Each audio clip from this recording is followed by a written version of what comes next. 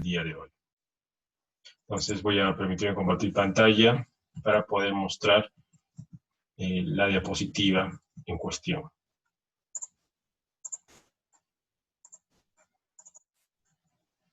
Muy bien.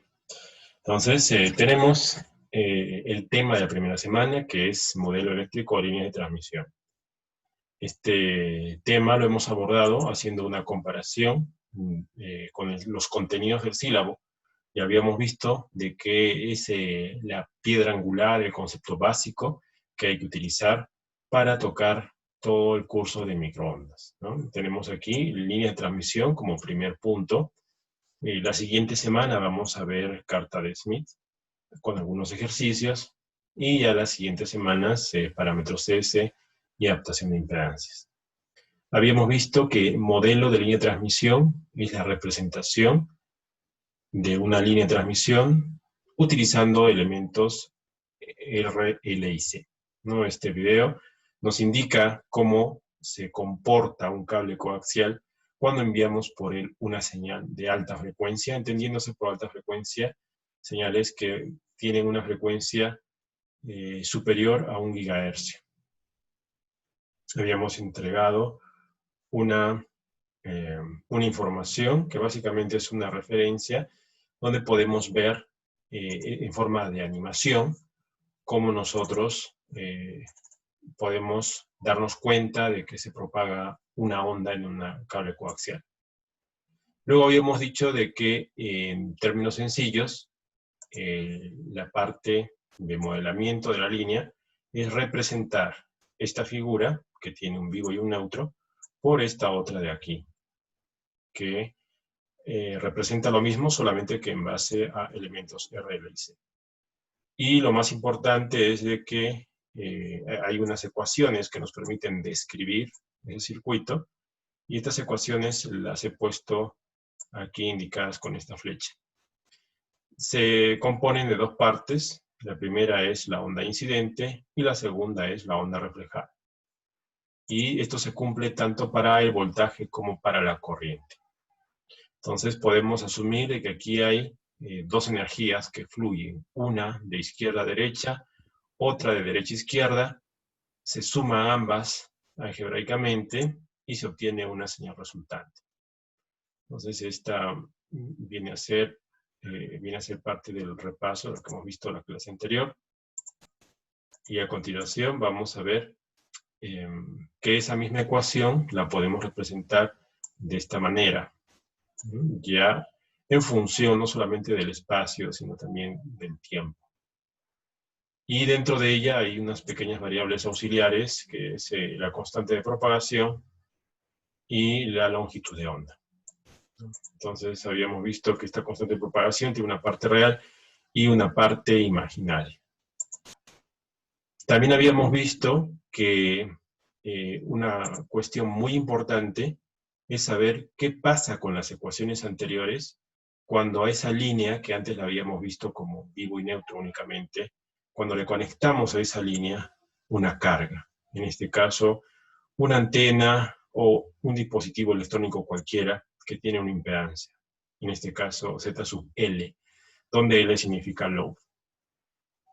Pues sucede que podemos nosotros trabajar con las mismas ecuaciones que hemos planteado anteriormente y ver cómo estas van a cambiar o a simplificarse dependiendo de la carga que nosotros vayamos a colocar aquí. Por un lado. Por otro lado, habíamos visto de que nuestra variable z, la hemos representada aquí en este punto, adquiere un valor particular en el origen. El origen viene a ser cuando termina la línea de transmisión y conectamos inmediatamente la carga. Aló, profe, disculpe, no escucho, será mi Zoom. ¿Cómo dice? Aló, aló. Aló, por favor, voy a pedirles que me escriban en el chat con un sí o con un no para saber si se me escucha con claridad.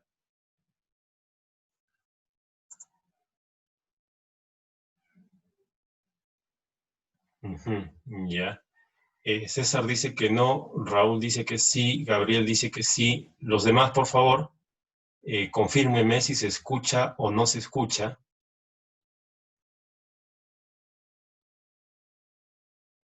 Brian dice que sí se escucha. Abel dice que sí se escucha. Enrique también que sí se escucha. Ya.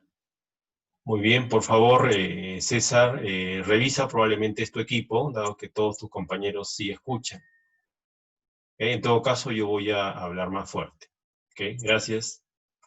Muy bien, entonces habíamos comentado de que Z adquiere valor de 0 en el origen cuando la línea termina, justamente cuando se coloca la carga, ¿no? Estas líneas que aparecen a la derecha, este codo de aquí, tiene longitud 0, lo que significa de que ZL está pegado justamente en la carga, ¿no? Es una forma de representar.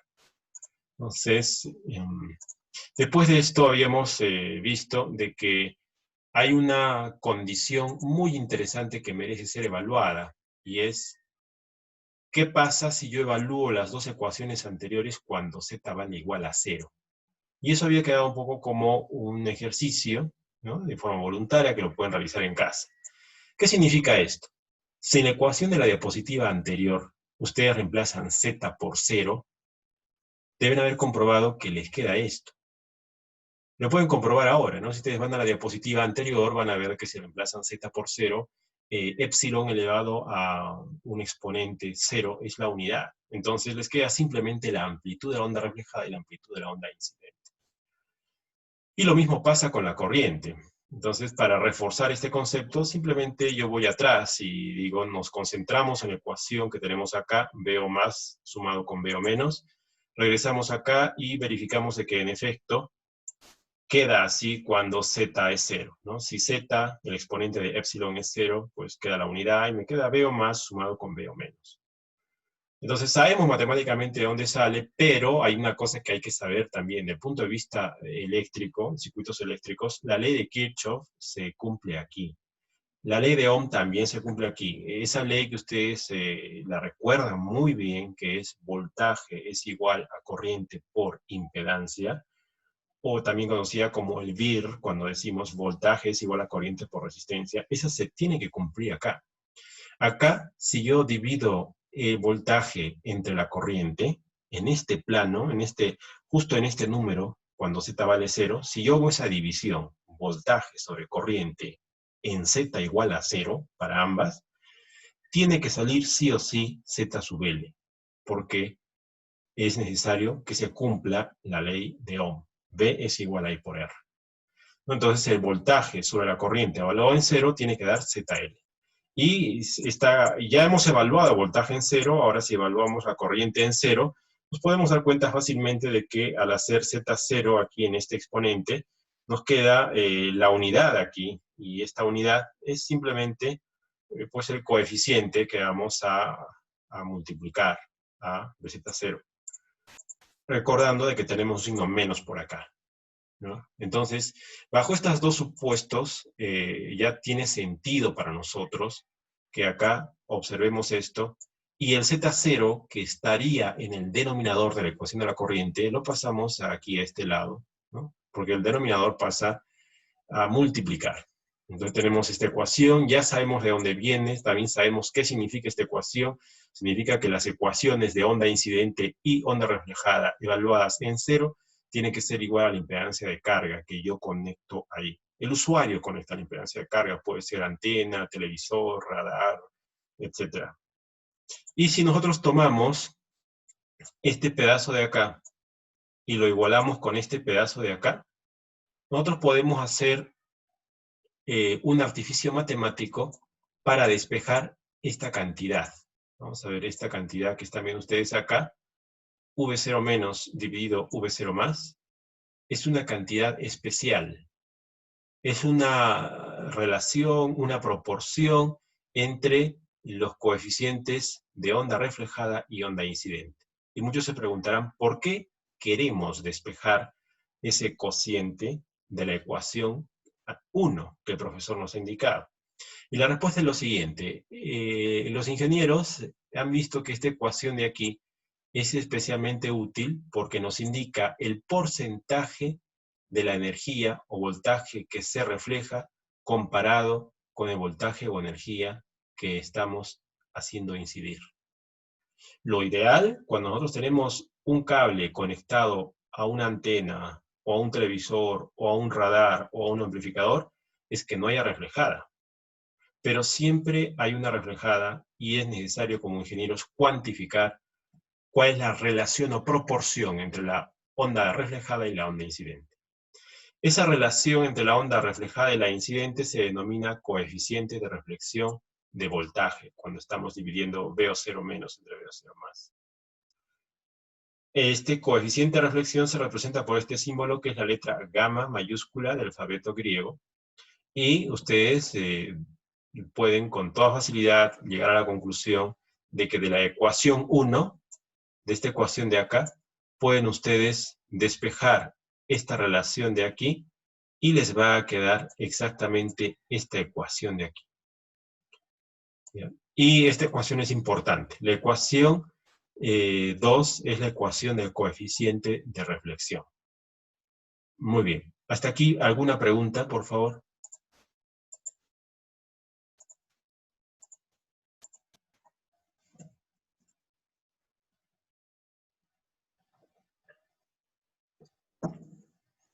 Muy bien. Entonces, si quieren verlo desde el punto de vista gráfico, es como que en esta figura uno tiene su generador de corriente alterna y la señal sinusoidal se va a propagar en este sentido. Dependiendo del valor de la carga, puede ser de que esa energía que viene aquí, en mayor porcentaje, si le coloco una antena, por ejemplo, esa energía se va a irradiar y va a transmitir información.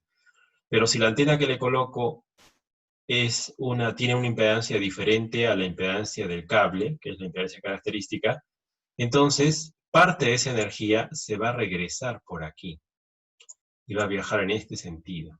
¿Sí? Esta es la onda incidente y esta es la onda reflejada, ¿no? Entonces, la amplitud de esta onda reflejada depende del valor de la impedancia. Y ahora vamos a formular entonces algunas preguntas referente a la ecuación siguiente. Ok, referente a esta ecuación, vamos a plantear algunas preguntas utilizando la herramienta de texto.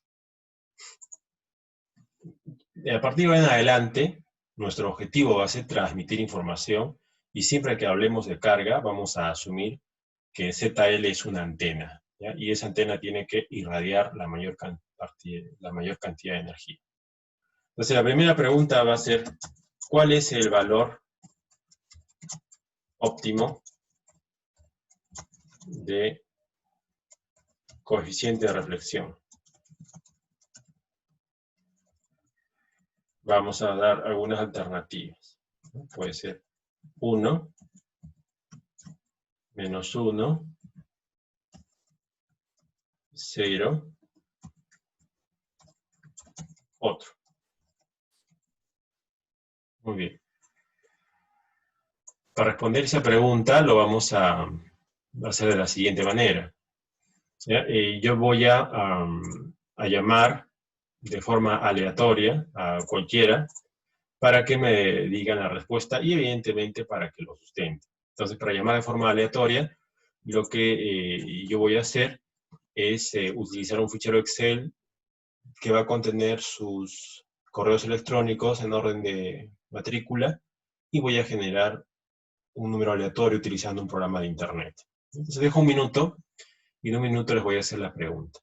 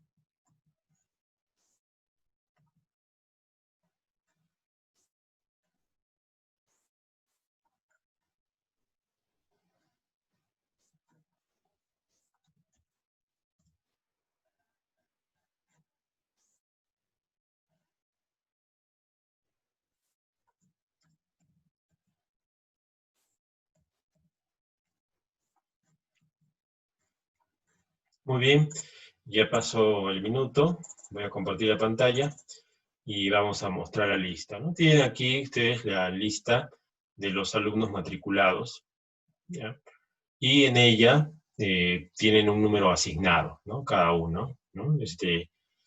Calcina, Carpio, Castro, Maque, Ortega, hasta el último alumno, Villanueva, tienen un número asignado y con este programa que están viendo aquí podemos generar números aleatorios del 1 hasta el 11. Entonces, damos un clic aquí y pueden ver ustedes un número al azar. En este caso ha salido el 1. Si damos otro clic aquí, vamos a tener el número 2. Vamos a ver nuevamente el número 6. Otra vez tenemos el número 5 y así sucesivamente, ¿no? Entonces vamos a dar un clic y al número que salga vamos a preguntar. En este caso tenemos el número 9 que corresponde al señor Paul Tito. Paul, al micrófono, por favor, ¿me escuchas?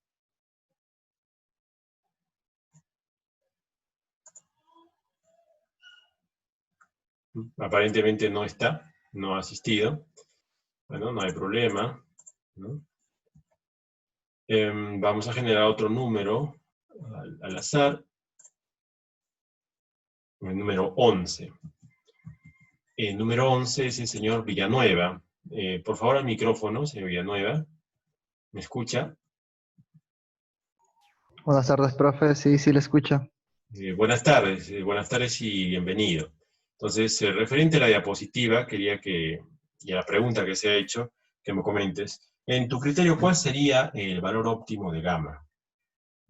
Yo creo, profe, que el valor óptimo sería -1, ya que así no haya ningún tipo de interferencia al momento de que al momento de que la onda se venga reflejada, cosa que como es un valor negativo, pues se va a ir inversamente, ¿no? Va a ir de frente. Ya, entonces vamos a ver una cosa. Esa respuesta -1 tiene un sentido que la vamos a colocar aquí.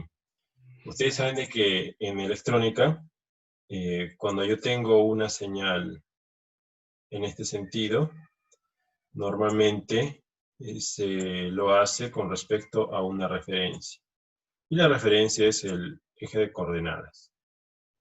Si este eje horizontal es el tiempo, entonces acá tenemos que la onda empieza pues en 0, ¿no? Si nosotros tenemos en electrónica, ¿no?, una onda, vamos a dibujarla así, como la imagen espejo invertida, se dice que esta onda está desfasada 180 grados, ¿ya?, con respecto a la primera. Cuando uno tiene dos números complejos, donde cada uno representa a esta onda y a esta onda, cuando el cociente de dos números complejos es -1, es porque tienen un desfase de 180 grados. Y si tienen desfasaje de 180 grados, significa de que en la línea va a aparecer este fenómeno, ¿no? La onda incidente y la onda reflejada van a coincidir, pero en sentido contrario, y se van a cancelar mutuamente. Pero a la vez hay un fenómeno que hay que interpretarlo así. Toda la onda incidente ha llegado a este punto y algo ha pasado en este punto que ha hecho que la reflejada vaya así. O sea, si tengo una energía, vamos a poner, de 5 watts, yo estoy recibiendo una energía igual de 5 watts, pero en sentido contrario, que me está regresando a mi generador, a mi entrada que está aquí. Esta es la entrada. Si tengo una energía de 5 y me regresa -5 con fase opuesta, significa de que nada de lo que he pensado transmitir sale por la antena.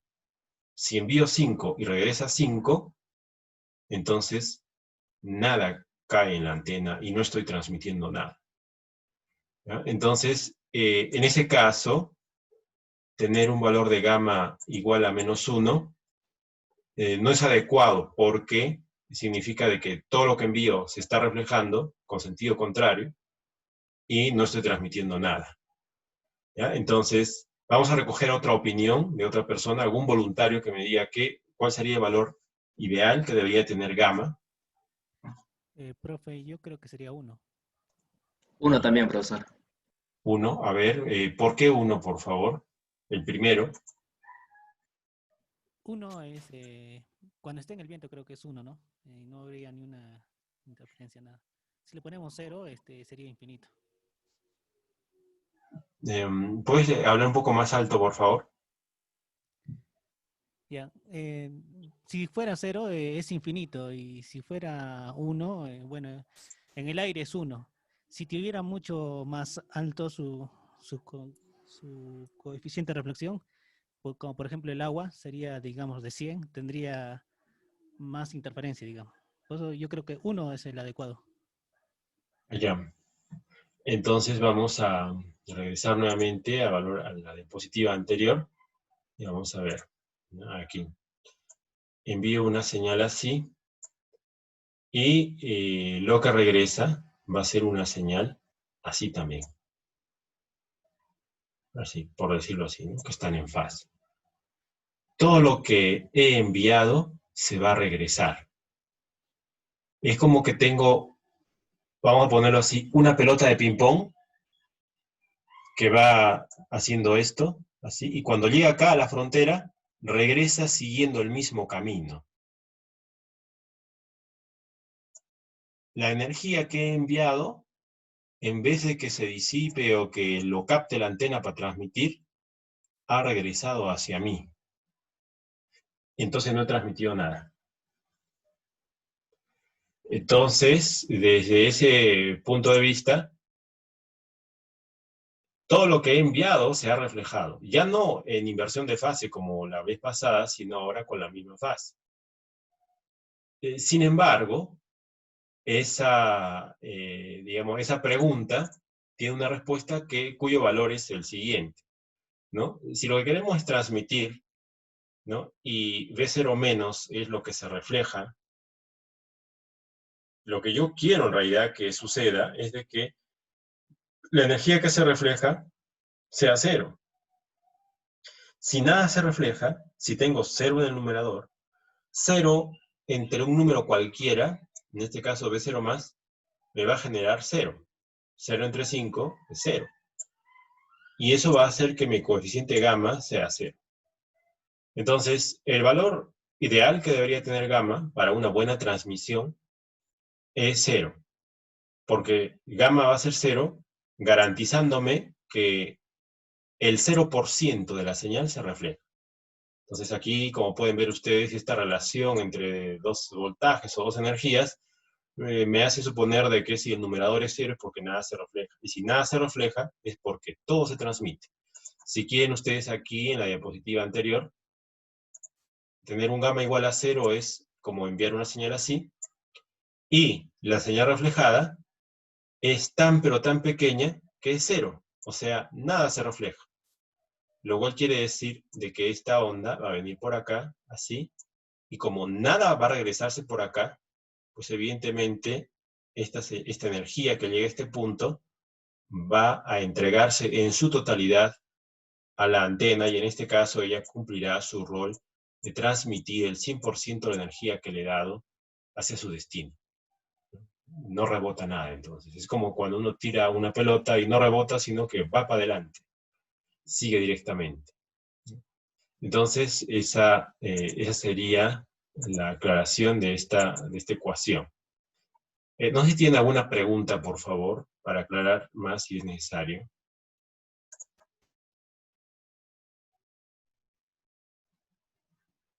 Profe, ¿cómo se llamaba ese símbolo que usábamos de coeficiente? El coeficiente de reflexión tiene un símbolo que es la letra griega gamma mayúscula. Este de aquí es gamma en mayúscula. Coeficiente Muchas de gracias. reflexión. Muchas gracias, profe. Algunos libros o algunos autores le dicen Rho mayúscula. ¿ya? Algunos le dicen Rho. otros le dicen gamma, pero es mayúscula, porque luego vamos a ver otra de que es minúscula. ¿Ya? Nosotros le vamos a llamar, para evitar confusión, simplemente coeficiente de reflexión de voltaje, porque hay coeficiente de reflexión de corriente, cuando divido I0 menos sobre I0 más. Hay coeficiente de reflexión de potencia, cuando divido P0 menos sobre P0 más. Hay coeficiente de reflexión de voltaje, que es lo que estamos viendo acá. ¿Ya? Muy bien. Entonces, ya tenemos nuestra definición e interpretación de coeficiente de reflexión. Ya sabemos cuál es el valor que debe tener. Y luego podemos regresar también para hacer un repaso. Ahora, vamos a hablar de otro concepto que se denomina return loss. Return loss es lo mismo que decir pérdidas de retorno, y se abrevia por RL. ¿Ya? Lo que están viendo en la parte inferior es una copia del libro guía que hemos presentado en la clase anterior de Microwave Engineering de Poser, en el cual hay una ecuación que es muy importante considerar. Sucede de que los ingenieros se han dado cuenta de que esta ecuación de aquí arriba, si bien es cierto, es una ecuación que me da valores entre -1 y +1, es una ecuación que tiene un problema, que es un rango estrecho de valores. De -1 hasta 1 es muy poquito. Y normalmente una variación de 0,5 a 0,7 a nosotros nos parece poco, pero de hecho, en realidad es mucho, porque 0,5 de coeficiente de reflexión es como decir 50%. Multipliquen ustedes ese cociente por 100, ¿no? 0,5 es 50%. Y quiere decir que la mitad de las energías se está reflejando, y eso está mal, porque no somos eficientes. Y si decimos que esa división B0 más entre B0 menos es 0,7, estamos hablando, si lo multiplicamos por 100, de un 70%. Lo cual quiere decir que el 70% de la energía se refleja. Y eso está mal, porque no puede ser que un circuito, la mayor parte de la energía que mando, se regrese o se desperdicie. Entonces, como tiene un rango pequeño, desde -1 a 1, nada más esta ecuación, entonces los ingenieros han dicho, es mejor utilizar un parámetro que nos dé un rango más amplio de variación.